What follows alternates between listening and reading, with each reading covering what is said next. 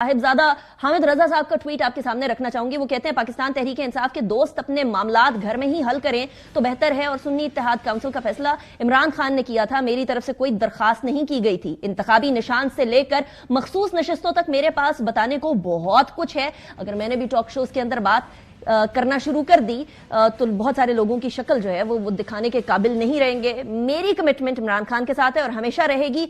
मैं फजूल की मीडिया पब्लिसिटी के लिए इमरान खान का बुरा नहीं सोच सकता, सिर्फ इसीलिए खामोश हूं। हिदायत लेकर फूट मत डलवाएं। अली मोहम्मद खान साहब, ये जो एंड वाला स्टेटमेंट है ना, ये बड़ी इंपॉर्टेंट है। हिदायत लेकर फूट मत पड़वाएं। वो डायरेक्ट इल्जाम लगा रहे हैं शेर अफजल मरवत साहब पे कि वो किसी से हिदायत ले रहे हैं। बानी पाकिस्तान तहरीक इंसाफ के अलावा मरवत साहब किससे हिदायत ले रहे हो सकते हैं? बहुत शुक्रिया। बिस्मिल्लाहिर्रहमानिर्रहीम। अल्लाहुम्मा सल्लि व सल्लिम व बारिक अला सय्यिदिना मोहम्मद व अला आलि मोहम्मद। सबसे पहले तो आपकी इजाजत से आज ये यूनानिमस रेजोल्यूशन हम सब ने जो पास की पार्लियामेंट में, उस पर मैं बात करना चाहूंगा। गजा के हक में तमाम पाकिस्तानी कौम, हमारा मैसेज जाना चाहिए पैलेस्टाइन के तमाम मुसलमानों को कि पाकिस्तानी मुसलमान, पूरी दुनिया के मुसलमान, पूरी दुनिया के अमन पसंद और इंसानियत पसंद लोग, चाहे वो जिस भी मजहब के साथ हों, वो गजा के मुसलमानों के साथ हैं, गजा के इंसानों के साथ हैं। जो जुल्म उनके साथ रवा है, इंसानियत उसको देख के शर्म आ गई है। तो हम सब उस पर एक यक जबान खड़े हैं। और आज 15 मार्च वैसे भी एंटी इस्लामोफोबिया डे है, जो हमारी दौरे हुकूमत में यूनाइटेड नेशन से हमने मंजूर करवाया था कि इस्लाम के खिलाफ जो दुनिया में प्रोपेगेंडा होता है, इस्लाम अमन का मजहब है। जहां तक आपके सवाल का ताल्लुक है, देखिए, सबसे पहले तो मैं साहबजादा साहब की तारीफ करना चाहूंगा। उनको हमने इतने मुश्किल हालात में बड़ा जो है साबित कदम पाया। इमरान खान साहब के हलीफ भी हैं, हमारी जमात के सपोर्ट से पास भी हुए हैं, क्योंकि उन्होंने तहरीक इंसाफ से इलेक्शन लड़ा। लेकिन जब जरूरत पड़ी तो उन्होंने अपनी जमात पूरी ऑफर की, बल्कि यहाँ तक कहा कि अगर आपने चेयरमैन भी तहरीक इंसाफ से लगाना है, उसके लिए भी तैयार हूं। तो मैं हर तरह से साहबजादा साहब को अप्रिशिएट करता हूं, उनको यकीन दिलाता हूं कि कोई ऐसी बात नहीं है मीडिया में, कोई बातें ऐसी कोई दोस्त अगर कर भी दें तो कोई उनकी इलविल, कोई उनकी ऐसी नहीं होती, मैलिस नहीं होता। अली मोहम्मद खान साहब, I'm sorry, I'm cutting you short। तो आप फरमा रहे हैं कि बेसिकली कहीं किसी से भी कोई हिदायत नहीं ले रहे मरवत साहब। Could be a slip of tongue, could be a mistake, लेकिन हमें पता है मरवत साहब जो भी बात कर रहे हैं आजकल, या तो सच साबित हो जाती है, कहीं ना कहीं से कोई ना कोई उसके अंदर कोई ठोस हकायक होते हैं। अली साहब, देखिए, मरवत साहब भी हमारे जमात के वकील भी हैं, अब MNA भी इलेक्ट हो गए हैं, और सबको पता है कि वो एग्रेसिव पॉलिटिक्स करते हैं। मैं ये समझता हूँ कि हमारी जमात के अंदर के इश्यूज हैं, अंदर ही इसको कोई खास मसला है भी नहीं। कल कोर कमेटी में मैं खुद भी था, तो कोई ऐसा इशू मेरी नज़र में तो नहीं है। आज भी हमारी पार्लियामेंट्री पार्टी की मीटिंग हुई, और असल तो फोकस हमारा आज मोहतरम बिलाल एजाज साहब, जो हमारे MNA है गुजरांवाला, उन पे था। और आज हमने उस पर एहतजाज भी किया कि वो जीतने के 1 महीने बाद रिकाउंटिंग में डबल स्टैंपिंग करके उनके बेचारे की सीट ज़ाय की जा रही है। तो अगर इस तरह से ये सिलसिला चल पड़ा तो ये तो फिर कोई चीज़ भी महफूज नहीं रहेगी, क्योंकि कौन सा MNA है जो महीने बाद जाके अपने बैलेट पेपर्स को चेक करेगा कि उसमें किसने मिक्सिंग तो नहीं की, डबल स्टैंपिंग तो नहीं की। हम तो इन इश्यूज पे हमारा ये बात आपकी बड़ी इंपॉर्टेंट है अली साहब, ये बात आपकी बहुत इंपॉर्टेंट है कि पहले मखसूस नशिस्तों की बात थी, अब तो असल नशिस्तों की तरफ भी मामला जरा धजके लग रहे हैं PTI को। लेकिन इसी पे भी मैं एक बात करूं आपकी, ऐसे आपने जी जो मैं उसी तरफ आ रही हूं। जी देखिए जी, जिन दिनों ये डिस्कशन हो रही थी, असल में मसला ये था कि जब हमारा बल्ले का निशान ले लिया और हमारे दोस्त हम सब आजाद उम्मीदवार के तौर पे पास हो गए, तो 2 बड़े इश्यूज आ रहे थे।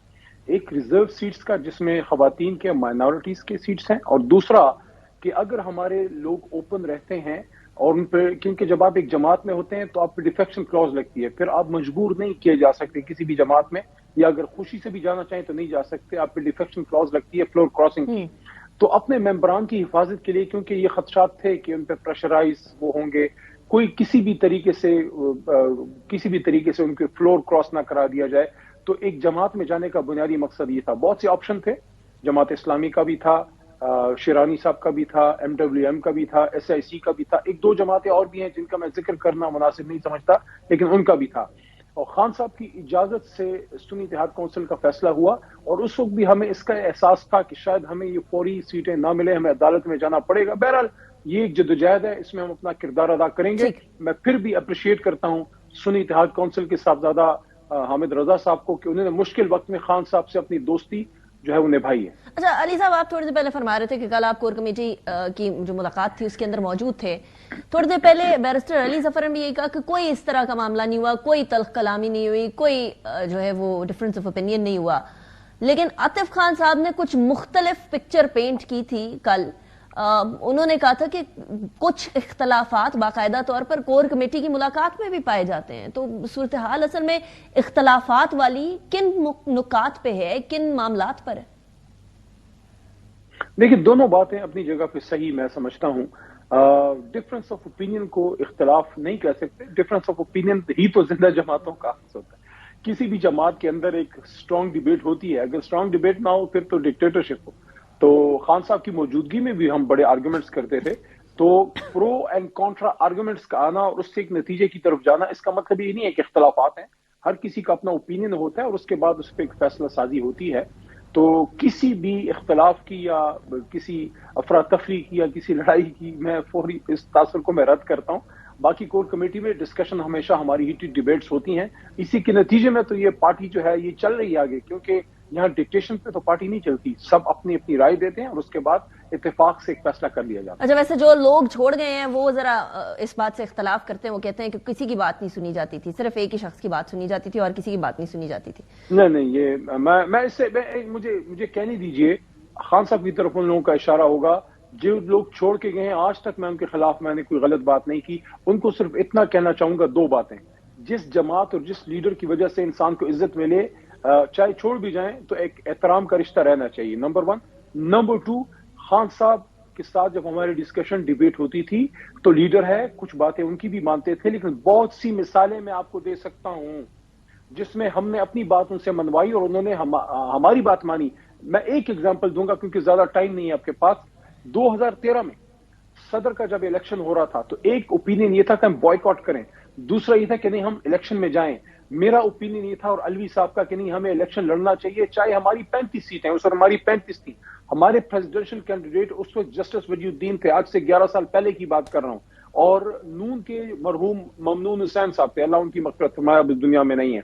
और खान साहब ने फिर अपना ओपिनियन जो है वो हमारे ओपिनियन के साथ किया और उन्होंने कहा ठीक है हम इलेक्शन में जाते हैं। वैसे अली मोहम्मद खान साहब काश ऐसे ओपिनियंस जो है ना वो बुज़दार साहब के मैटर के अंदर, महमूद खान साहब के मैटर के अंदर और बहुत सारे मामलात में जब हुकूमत में आए तो माने जाते, इंक्लूडिंग आपको सामने लेकर आना। आपको पता है कि टिकट के टाइम पर 2018 के अंदर बड़े मसले हुए थे आपके लिए भी। लेकिन जरा नशिस्तों की तरफ आते हैं।